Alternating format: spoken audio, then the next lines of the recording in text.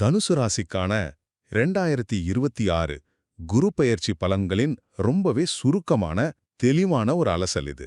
வரப்போற 2026 ஜூன் 1ஆம் தேதி குரு பகவான் உங்க ராசிக்கு 8ஆம் இடத்துக்கு வர்றார்னு சொன்னதும் கொஞ்சம் பயமா இருக்கா? கவலையே படாதீங்க.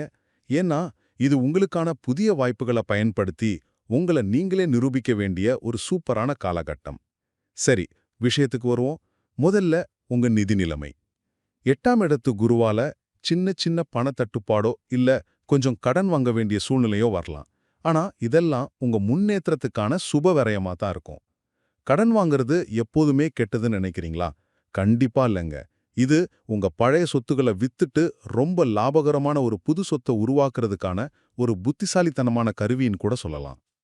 இரண்டாவதாக, இந்த நிதி மாற்றங்கள் உங்க தனிப்பட்ட வாழ்க்கையில என்ன மாதிரியான நன்மைகளை தரப்போகுதுன்னு பார்ப்போம்.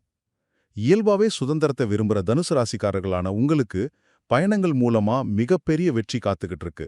அது மட்டும் இல்லாம ரொம்ப நாளா உடம்பு சரியில்லாம கஷ்டப்படுறவங்களுக்கு ஒரு நல்ல மருத்துவ தீர்வு கிடைச்சு இனி நிம்மதியான தூக்கமும் வந்து சேரும். இறுதியாக, உங்க வெளி வாழ்க்கை இவ்ளோ பிரமாதமா இருக்கிறப்போ உங்க உள் வீட்டு நிலைமை எப்படி இருக்கும்? வண்டி வாகனங்கள்லேருந்து தொடர் பிரச்சனைகள் எல்லாம் தீர்ந்துரும். கல்வியில இந்த தடைகள் உடையும். முக்கியமா உங்க அம்மாவோட ஆரோக்கியம் ரொம்ப நல்லா மேம்படும். கூடவே திருவண்ணாமலை ரமணராஷ்டிரம தரிசனம் பண்றதும் வியாழக்கிழமைகள்ல குருவுக்கு மஞ்சள் வஸ்திரம் சாத்துறதும் உங்களுக்கு பெரிய அளவுல நன்மைகளை தேடித்தரும்.